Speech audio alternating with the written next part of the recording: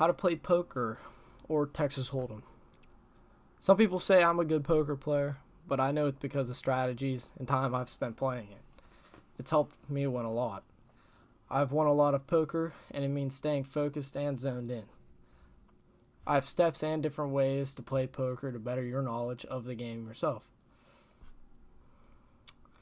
Did you know that the game of poker is actually centuries old? A popular belief is that the concept of poker was invented by the Chinese all the way back before 969 AD. It wasn't just them though. Many cultures centuries ago had card/domino games that resembled the game we all know today, which is poker. Poker today is a worldwide card game played amongst friends for fun, or even stretches as far as having world tournaments with grand prizes for winning. These are even professionals that premiere on TV for it. I have a lot of experience with the card game and didn't know anything when I first started. I played with friends and have improved my game from when I started back a long time ago. While you're learning all that, though, you should be learning the fundamentals of poker, which I will show you. When playing poker, there's different versions of the game itself. We're playing classic Texas Hold'em, and I'll show you the first steps to playing. When playing, there's the flop, which there are 5 cards laid out on the table. If you play, then the first 3 will be flipped over, revealing the cards underneath, which the first 3 are the flop. Then after that, there's the turn, the 4th card that will be flipped over the flop. So now you got 4 cards flipped over. Then there's the river, the 5th and final card to be flipped over. That card may save or break your hand. After that, you come to betting, which can be tricky. Before and after each card is laid down, all the players have a choice to either check, fold, or raise the amount of chips on the table. If you like your hand, then you can bet and raise the chip amount. Everyone has to at least match your amount if they want to keep playing. Everyone has a minimum and maximum amount of chips they can start with. There is also a set amount you must put in if you want to play, which is known as the annual amount, or for shortened terms, the ante.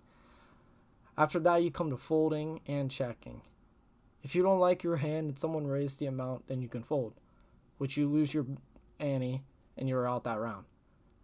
If no one raised, then you can check. If everyone checks, then you flip the following card or reveal your cards if it's the river. While knowing when cards flip and the names of them, you should know what's a good hand compared to a bad one. In poker, if the 2 cards you have are both face cards, it will always be a good hand. For example, face cards, Jack, Queen, King, and Ace. Even a 10 for that matter. Having 2 cards that are pretty close to each other can be good, especially if they're the same suit. For example, if you have a 10 and a 7, you have a possible straight draw or a straight flush draw if they're the same suit. We'll get into that. We'll get into all that later, though. There are hands that are kind of wild cards, though. It's really just a gamble with luck, then. Say you have a king and a 4, more than likely, it's not going to end good. But if they're the same suit, then it's a different story when it comes to your decision to play or not. 7 and a 2 will always be the worst hand, but double aces, some people like to call them the nuts. You got the nuts, will always be a great hand, and you have to play it. It's the best hand in the game. While now knowing what hands to play and not, how will you know if what you have is good after the cards are laid down? I rank these into categories. There's the poor hands, good hands, great hands, and then the unstoppable hands. The poor hands are in poker that you could win with, but they're just unlikely. There's high card, which is just the highest card in your hand. That doesn't match anything on the table. Then there's a pair, which is just one card you're holding, matches something on the table. After this, we get into good hands. Hands in poker that are good to have and fair to bet on. There's 2 pair. 2 pair is when both cards in your hand match other cards on the table. Then there's 3 of a kind. It's whenever one of your cards has 2 different of the same cards on the table, or you could have pockets, which are the same number, and there's 3 of the same. After that, we get into great hands. Hands you should bet on most of the time that you have a likely chance to win you the round.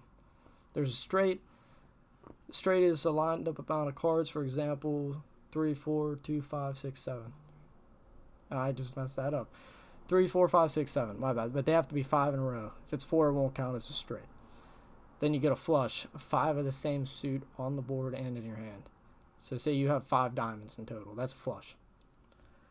After that, we get into unstoppable hands. Hands that you know for sure can't lose and you should bet big on. There's 4 of a kind whenever you have 4 of the same number. Remember, there's only 4 of each in each deck. So if you got all 4 of the same card, that you're going to win. After that, you get a straight flush. It's whenever you have a straight and all the numbers are the same suit. Straight flush. Pretty self-explanatory. After that, you get a royal flush. It's whenever it's only face card. It's a straight flush, but it's only face cards. So 10, Jack, Queen, King, Ace. And you actually only have a 0.00015% chance of getting royal flush when playing. There are 2,598,960 different poker hands you could have. So some can be very difficult to get. Let's summarize now. Poker is a card game played for fun, or even competition. Maybe play for fun until you get some experience with it. Knowing the fundamentals to it is the first step. Knowing what to play will save you chips later in the game. You don't want to waste those. Quickly realizing what you have on the board and it being something good will quicken your decision making, make it harder for others to read you. I don't condone or support any type of addictive gambling, but if you or anyone you know has a problem gambling, seek assistance and get the help you need.